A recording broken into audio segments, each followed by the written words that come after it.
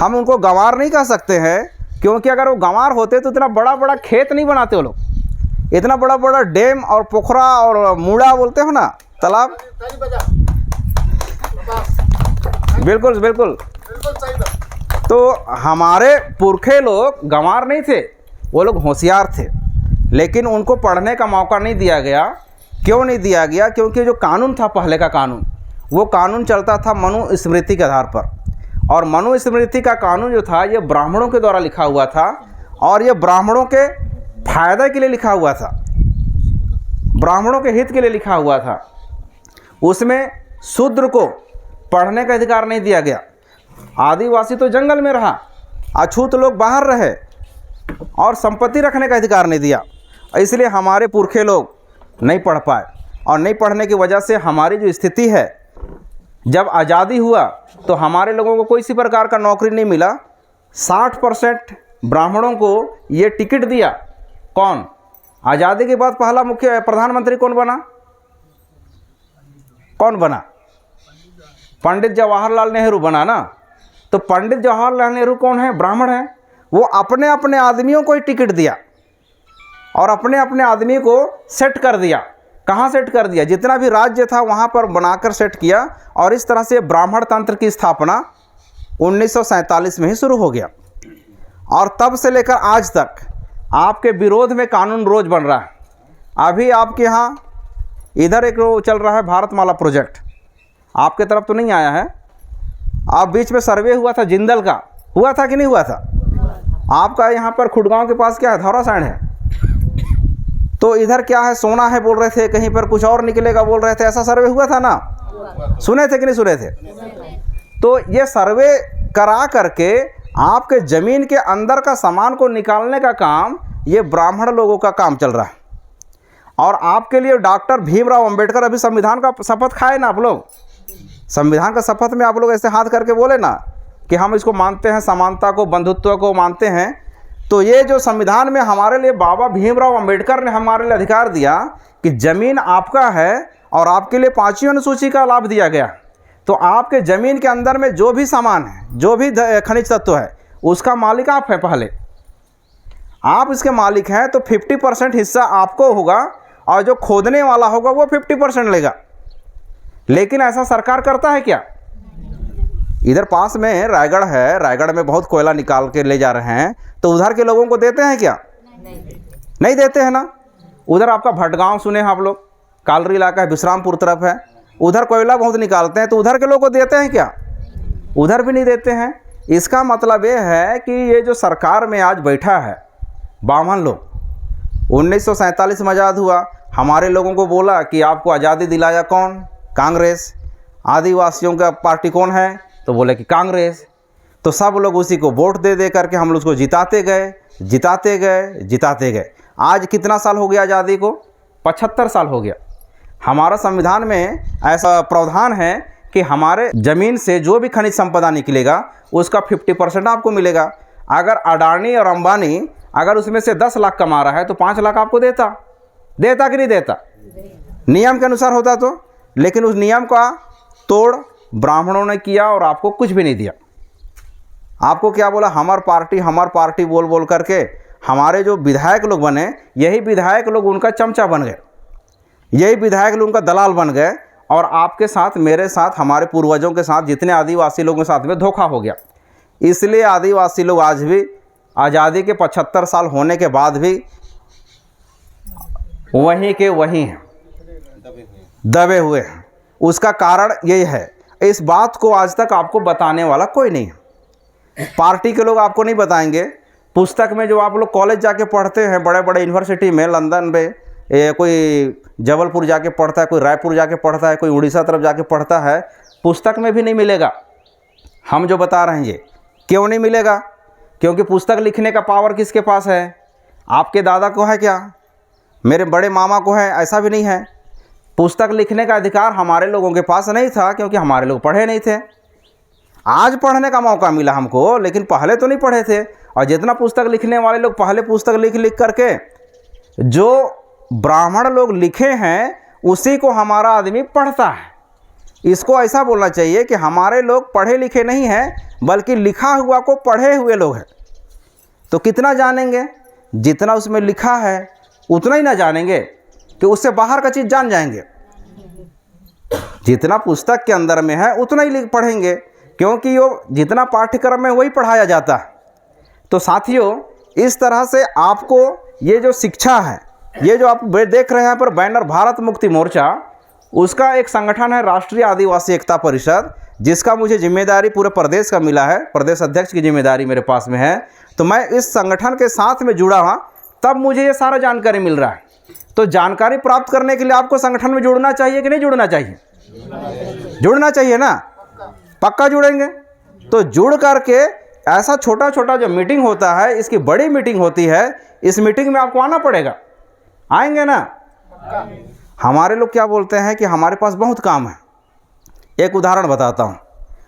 घर में बहुत काम रहता है, घर में बहुत गरीबी रहती है, पैसा नहीं रहता है, लेकिन कभी किसी का अचानक तबीयत खराब हो जाए, रास्ते में चलते चलते पैर टकरा गया गाड़ी से, चाहे कोई आके ठोक दिया, अब उसको लेके जाना है रायपुर, तो हमारे पास समय भी निकलता है कि धान काटना है, जो नहीं जाता हूँ भर्ती करने, ऐसा बोलते हैं क्या? उसको लेके जाना पड़ता है ना। लड़का का तबीयत खराब हो गया तो उसको लेके जाना पड़ता है कुनकुरी। कुनकुरी वाला बोलता है कि इसको रेफर कर देते हैं, रांची ले जाओ चाहे रायपुर ले जाओ। तो हमारे पास पैसा नहीं रहता है तो भी खोजते हैं ना। समय भी मिलता है, पैसा भी मिलता है। क्यों मिलता है?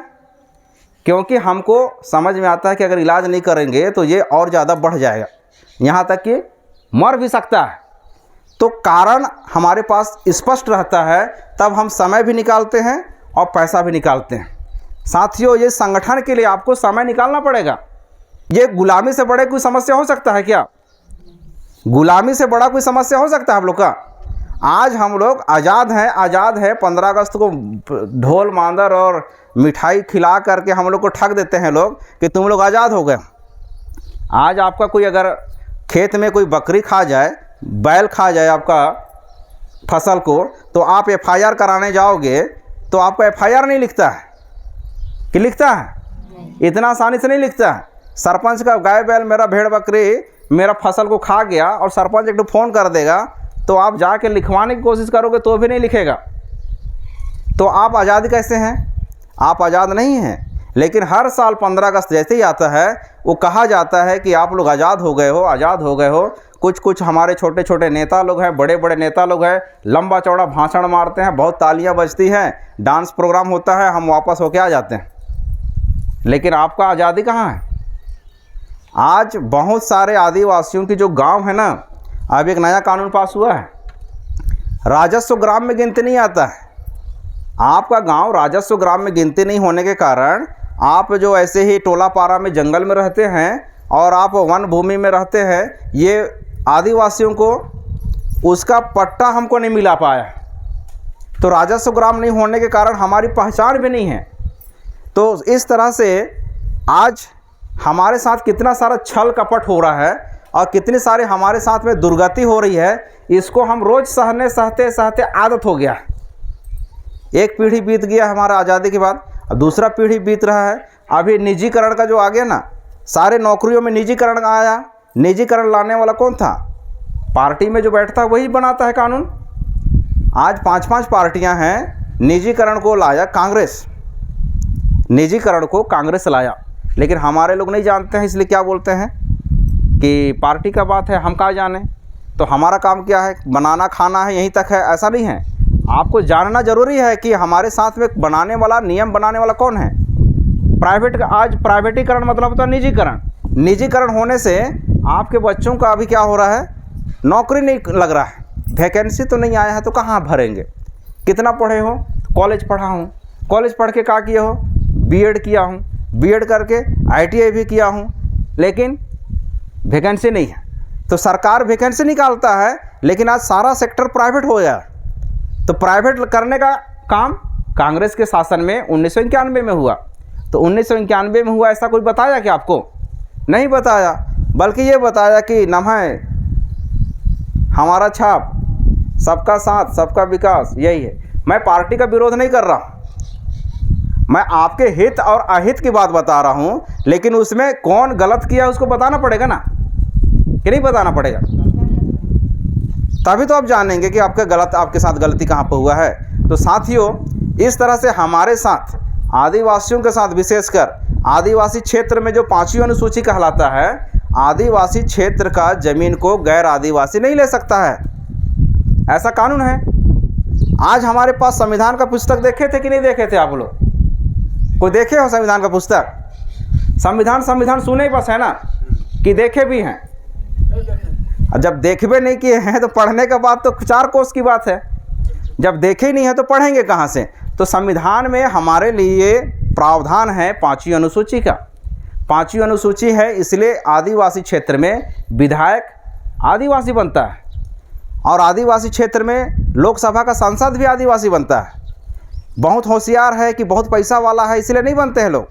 हमारे लिए भीमराव अंबेडकर ने ऐसा आरक्षण दिया कि 5वीं अनुसूची के अंदर में जितना भी जनप्रतिनिधि हैं, ये लोग आदिवासी लोग रहेंगे। इसलिए 5वीं अनुसूची को हमको जानना था, लेकिन संविधान को पढ़ने नहीं दिया गया हमको। संविधान के बारे में चर्चा भी नहीं किया गया। 15 अगस्त और 26 जनवरी 7 बजे से लेकर 10 बजे तक का कार्यक्रम, उसके बाद में ख़त्म। 3 घंटा 4 घंटा का कार्यक्रम, फिर ख़त्म हो जाता है प्रोग्राम। लेकिन आपको ये संविधान को जानना है, अपने अधिकार को जानना है, तो आपको ऐसा मीटिंग में आना है।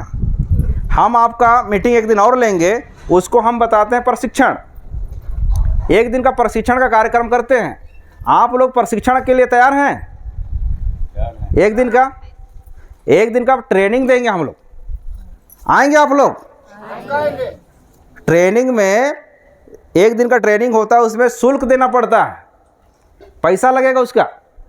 लगाएंगे? लगा देंगे। अपने लिए पैसा नहीं लगाएंगे तो किसके लिए लगाएंगे?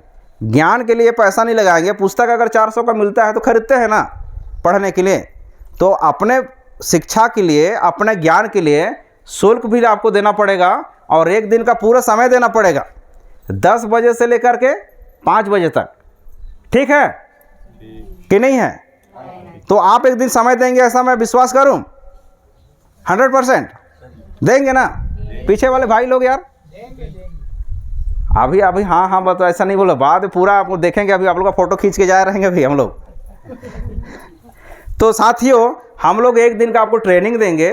उस ट्रेनिंग में हमको बहुत सारी जानकारी देंगे, और उस जानकारी के आधार पर जितनी बातें मैं जो बोल रहा हूँ, इतनी बातें आप भी सीख जाओगे। आपको ज्ञान से दूर रखा गया है, और ये दुश्मन का क्या है? हथियार है। हमारा हथियार क्या रहता है? टंगिया रहता है, फरसा रहता है, बलुआ रहता है, गंडासा रहता है, तीर धनुष रहता है, उसको हम लेके घूमते हैं, कुछ बचाएंगे बोल करके। वैसा ही दुश्मनों का हथियार क्या है मालूम है?